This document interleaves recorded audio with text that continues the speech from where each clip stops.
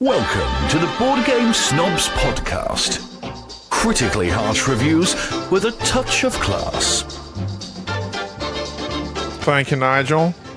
I'm Gabby. This is Jerry. Hey, what's up, Jerry? I'm doing good. I didn't ask. I didn't ask if you were doing good. I didn't say how you doing, but okay, go ahead. That's when you're just used to the formalities of conversation. What? Hey, Jerry, I'm doing good. Well, I thought you would be worried. I just wanted to throw it out there. I have had a lot of issues here lately, and I know you've been worried about me, and I just want to make it clear to all, you and all of our listeners. Glad to hear My you're name's doing Jerry, well. and I'm doing good. I'm Gabby.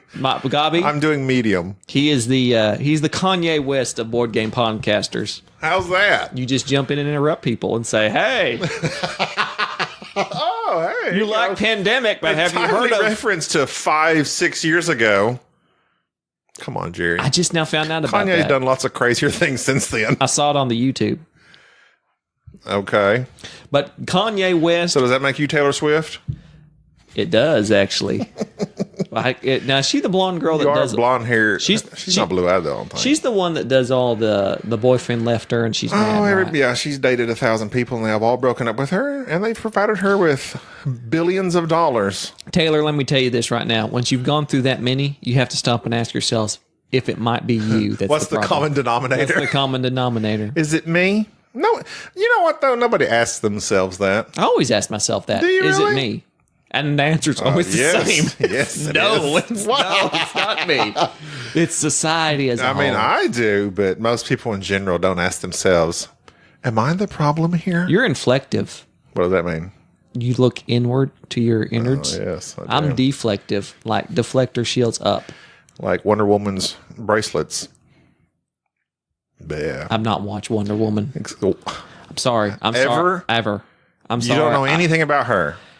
I know she has a lasso that when you get tied up, you tell the truth, which I'm not sure how that's Lasso of truth. I don't know how that's different from any rope. Every Yeah. time I've ever been tied up, I've told the truth. I just fun fact.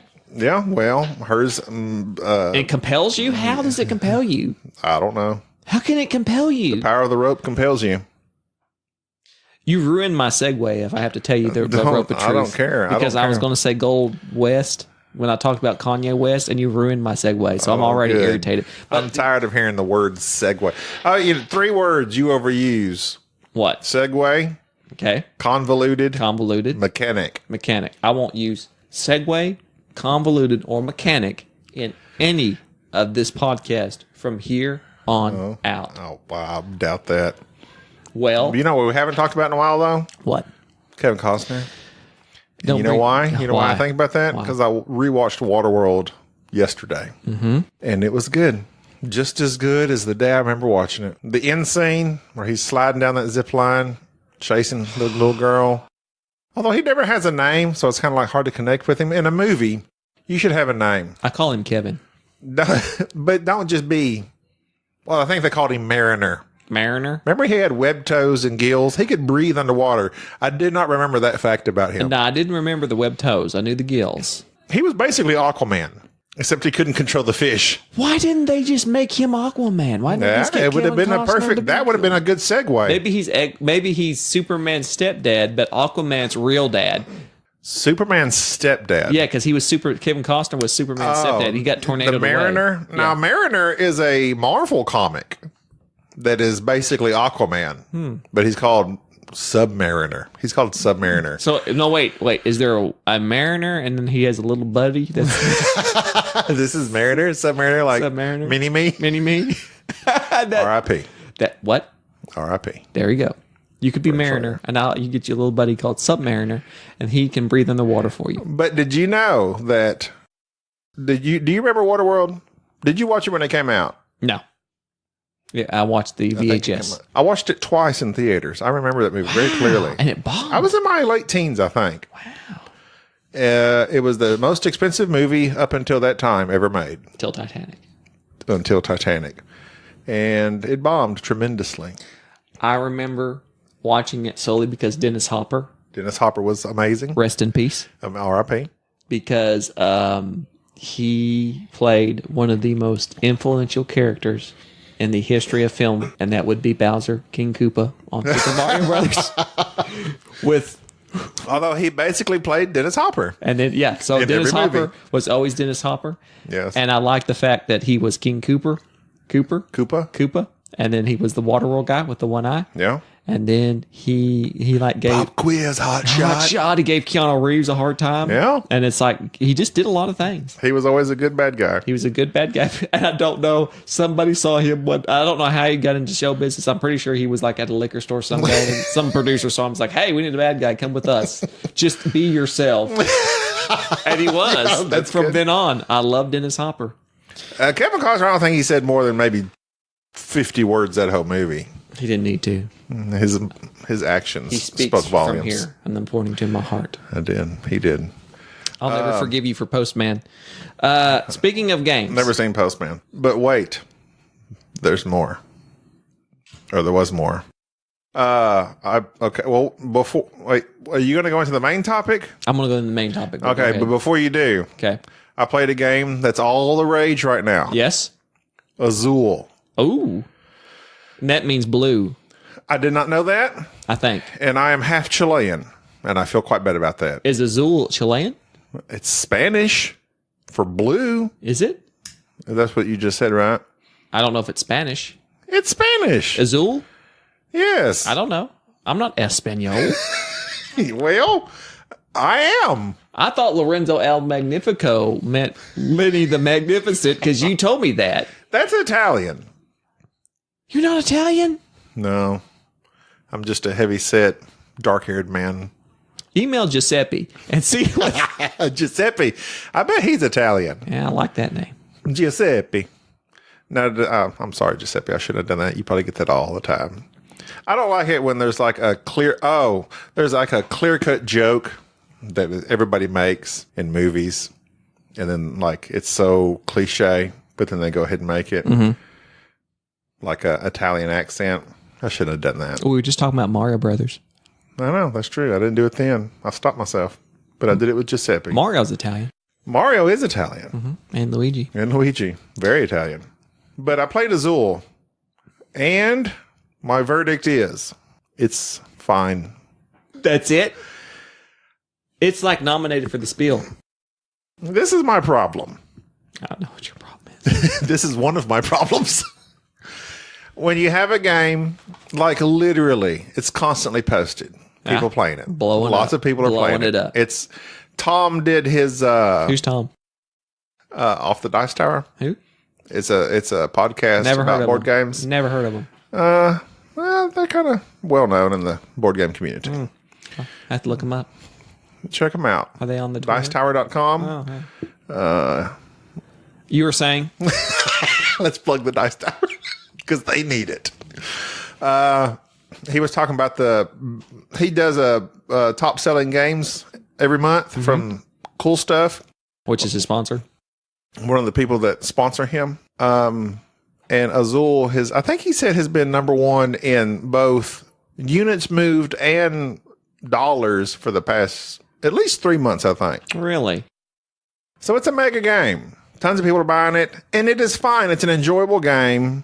It's abstract completely. You're laying tile. I do prefer it to Sagrada. Which I strangely enjoyed. You like Sagrada. Sagrada I enjoy too. But it's abstract, and it's a puzzle to me, and it was fine. We need to preference this that we don't like abstracts as a whole. Not that I require tons of theme. I'm a Euro guy. We're dry. But it just didn't do much for me. That and the Crypto you got on the shelf are two games I want to play. I want to play the Crypto. It's all the rage right now, All right, too. let's get it done. It's the new code Let's names. go to our list. These are the games that wowed me. And when I say wowed me, Wow. that's 3 Olin Wilsons. Wow. Oh, we should have had that drop. No. I need a machine like the DJs have. That just drops Owen just Wilson's. have all the drops? Wow. You'd be like the Kramer guy, the stock guy. That's what you'll turn into. I need that and the, good for you. These That are was the guy from Terminator, Christian Bale. Christian Bale. You remember that? Yep. I remember Christian Bale. I remember when he was Batman. Okay, go ahead. These are 5 games that wowed me the first time I played them. But here's my Here's the word that was introduced to us by the Dice Tower, the caveat. Here's the caveat to that. Okay. These are games that still I like. They can't be games that I fell in love with immediately and then they got fettered out. They got murdered. These are games that I played once, was blown away, and to this day I am obsessed with them. So my segue got ruined by Kanye West because I was going to mention Gold West. Gold West, which was made by TMG Games, came out several years ago by Mr. J. Alex Cavern. Is that how you say his name?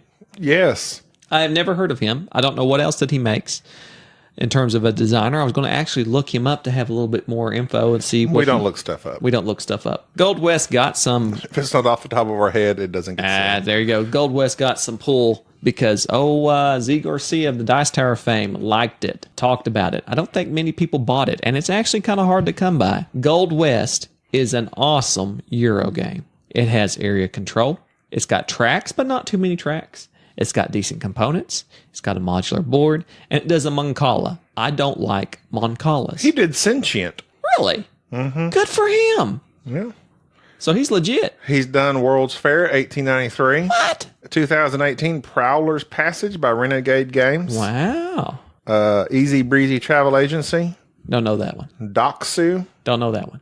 Atlas Enchanted Lands. Don't know that one. Okay. Well, then he's done Gold West, Sentient, and 1893. So he's a legit designer. Well, so far from what I've played, Gold West is his best game.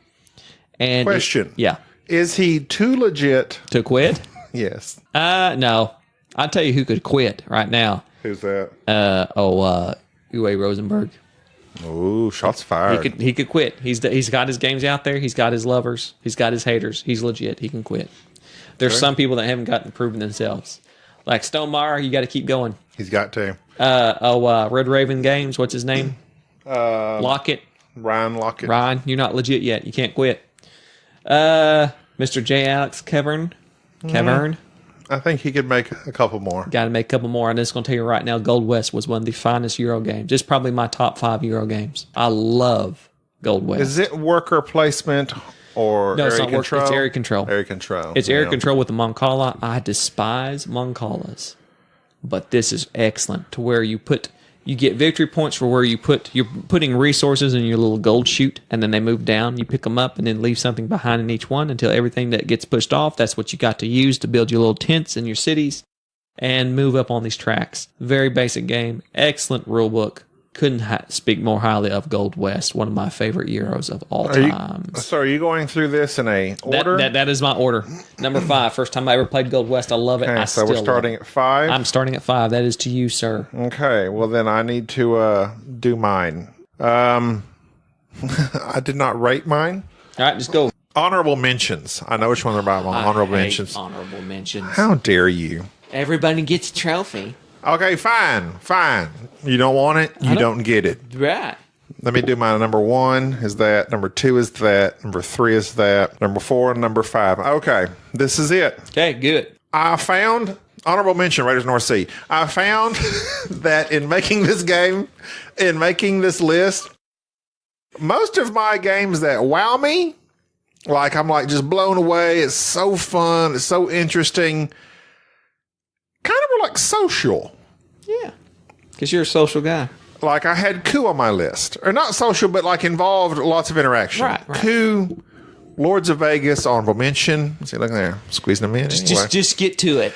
But my number 5 would have to be, along the same lines, Skull. The first time I played this, a game of coasters. Good one. I was just like, this game is so simple. Condensation is coming.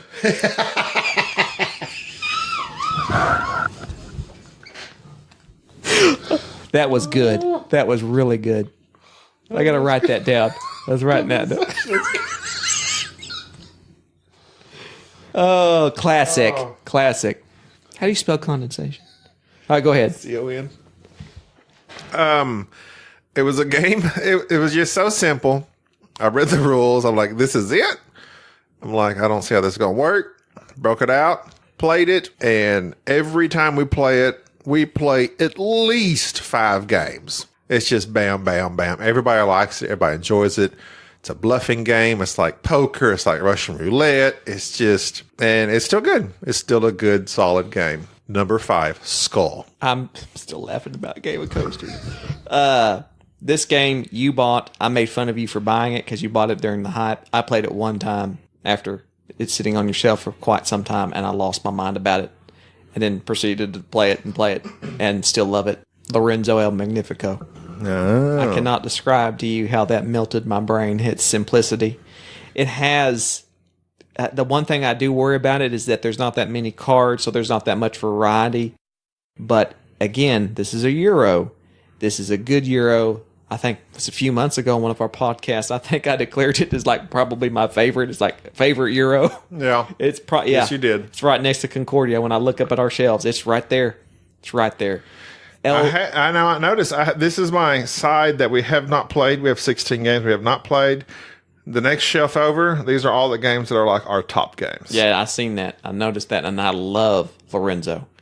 And I just cannot tell you. Every time I think about it, I want to play it again. I wish it had a solo variant. I wish it had something. It was one of those games that... It's got an expansion now. It's got an expansion. You said you weren't crazy about. I wasn't crazy. I haven't played the expansion, but from what I've read about it, I just don't like it. But I'll give it a shot. Lorenzo El Magnifico. It's a worker placement twist with sort of a dice placement. You roll dice to determine the value of your certain workers. You have limited workers. You can't, there's restrictions everywhere. You can't put this worker here. You can't put this worker there. It's engine building. It is just, no matter how many players we're playing with, it is always up in your face. Everybody's always in your way. I love it. It's a solid game. Number 4, Lorenzo. Il Magnifico. That means the good. My number 4. I think it's Italian.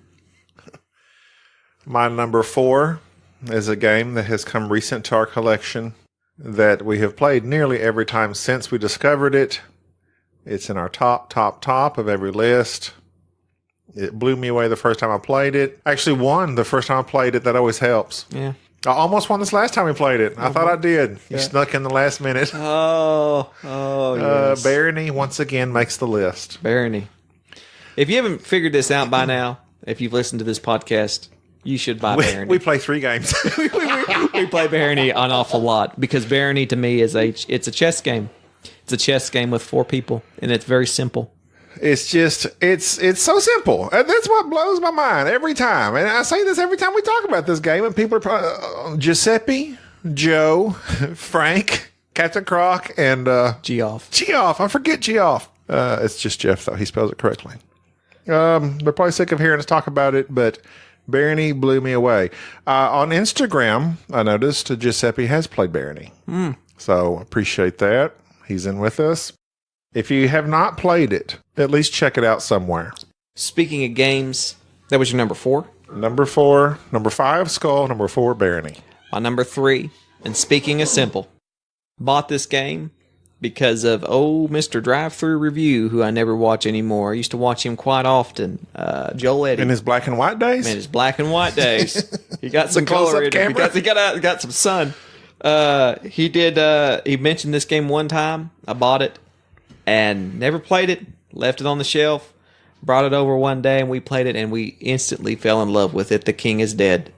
Oh, yes. Nothing but cubes, a few cards on the board. The King is Dead is just about as simple as you can get and still have a game be so thought-provoking. You know what? 8 cards, 8 moves. I actually kind of forgot about that one. Yeah, I know. I would have put it on my list, but I didn't. On you. Honorable mention.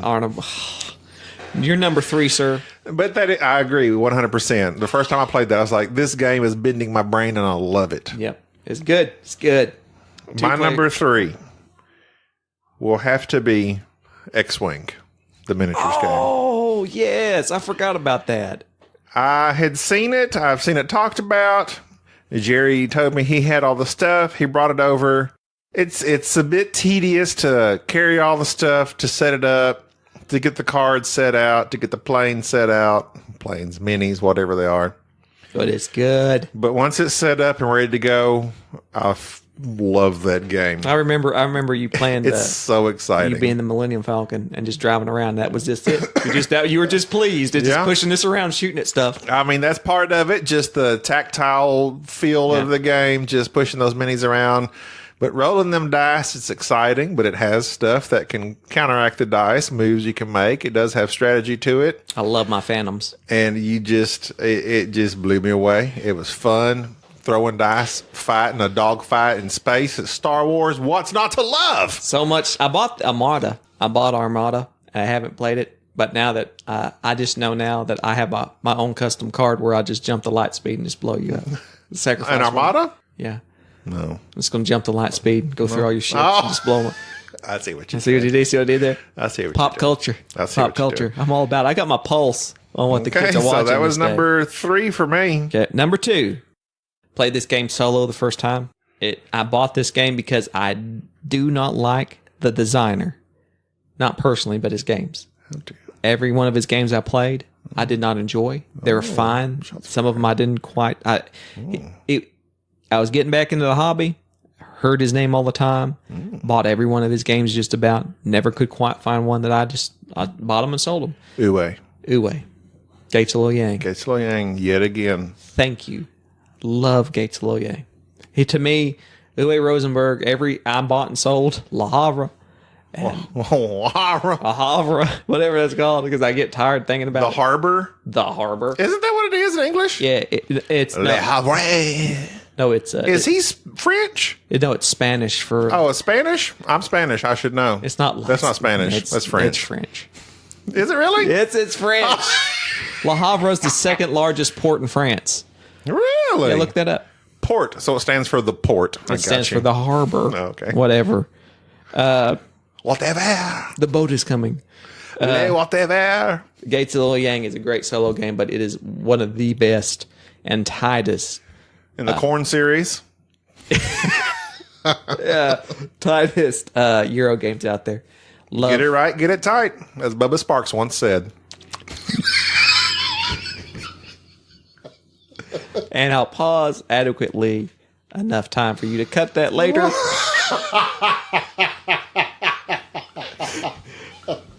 And your number 2. If no one else enjoys our podcast, I do. Number 2. Oh, number 2. Number 2, you may have issues with me. I already do. Well, you can add this to the list. But it is a legit game. It is a social game. And I had heard about it from my brother-in-law.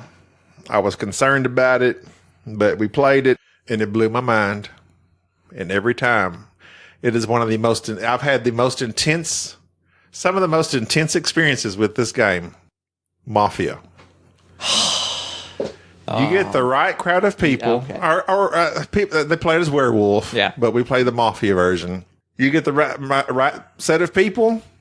You get the right people. I mean, it's just, if you have the right setting, sometimes it can fall flat. It will fall flat every once in a while. But I have yet to play a game that has fallen flat. I've heard stories it does. But the first time we played it, I was blown away. It's intense. There's one game I remember, several games, but there's one game clearly I remember to this day. I was the last villager left. There were 2 other people left. The vote was down to me. And they were both telling me it was the other person. I did not know who to believe. It was mind blowing. What happened? I chose correctly. I chose correctly. Chose wisely. It was sheer chance that I did it, but I love trying to read people. Everybody plays it different. You have some people that are super quiet all the time. And when they play it, they're the hardest to read. But like me, you, Bubba, we tend to be the talkers. Yeah. So we talk, people think we're guilty. We don't talk. People think we're guilty. It's just one of them games. I love playing Mafia. It's not necessarily a board game, but it's a social game, and it gets played at conventions, and I love it. Speaking at conventions, last year at BGG, I played Werewolf and 2 Rooms of a Boom all night and loved them. And I had one of the greatest, probably one of the funnest experiences playing Werewolf or Mafia. I can't remember. I get them confused all the time which one I was playing. With a group of people I did not know. 2 Rooms and a Boom was the one you played most. I played it the most, but I did get into I got into a Werewolf and a Mafia one.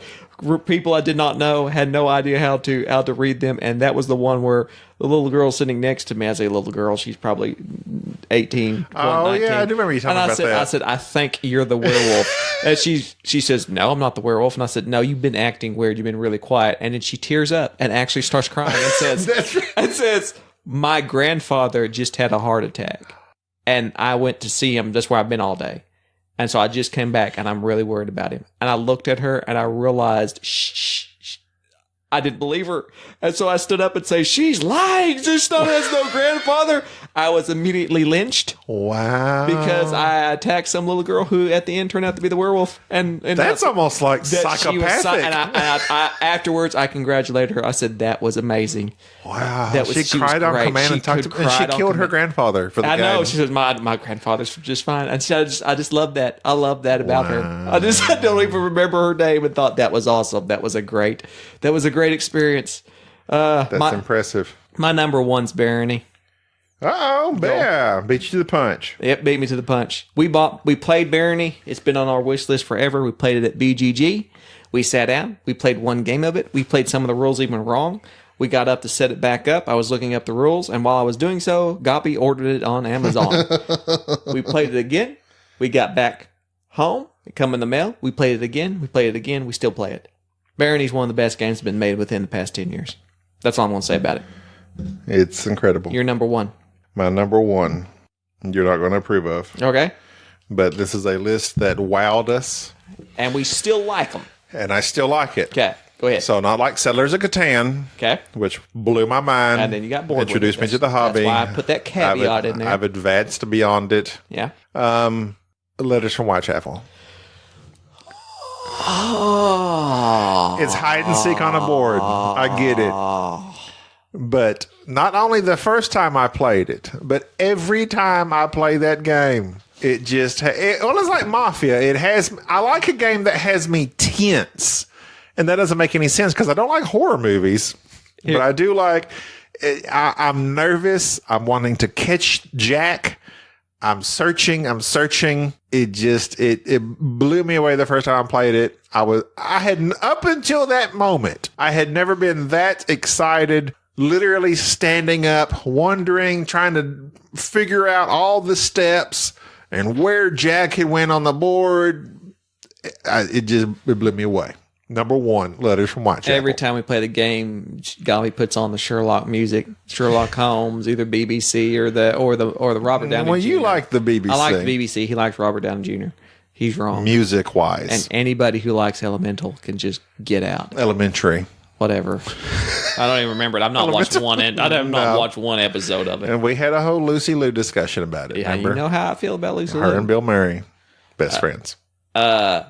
Letters from Whitechapel is one of those games that always end up being Jack. And the last time... You know why? Because you don't like to work with a group. I don't like to work with the group. You like to be the guy. I like to go shining my flashlight down the alleys that I think Jack might be at, where everyone else is wrong. This last game, I got to literally one more move, and I'd won the game. One more turn, and I move into my hideout, and the game is over. And Enrique happened to be standing in my way, and I did not get back to my hideout, and I guess the sun come up, and everybody saw me running around. Hey, there he is. There he is.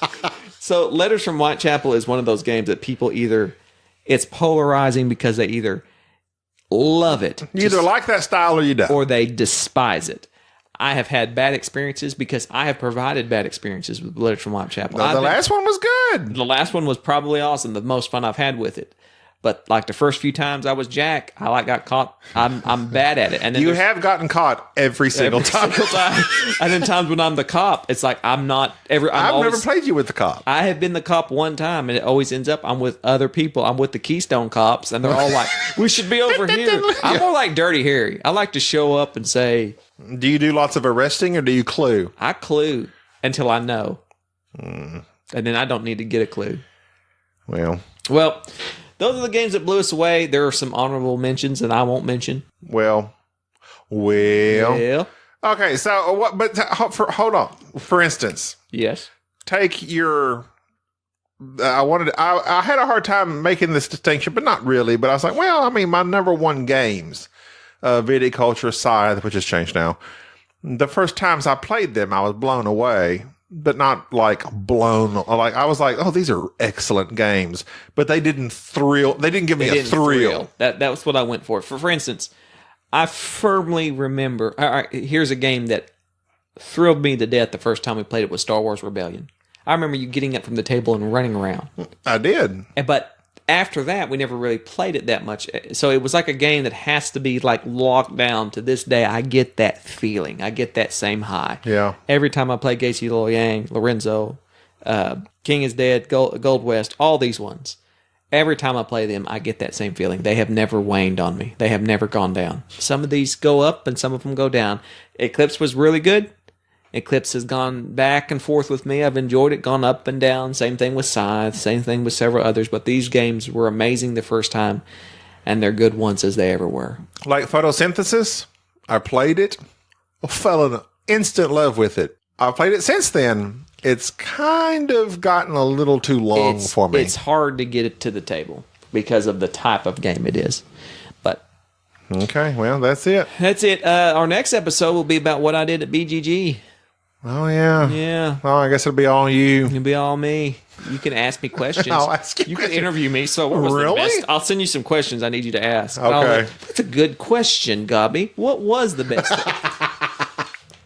Okay, well, play lots of games so you can talk about it. I will. Find Lignum I will. and play it. That's French, isn't it? Don't ask me. It's about chopping wood. Oh, Go what find that game and play it. All right. Gotcha. All right, well, everybody, I'm Gobby. I'm Jerry. We'll see you next time. Condensation is coming.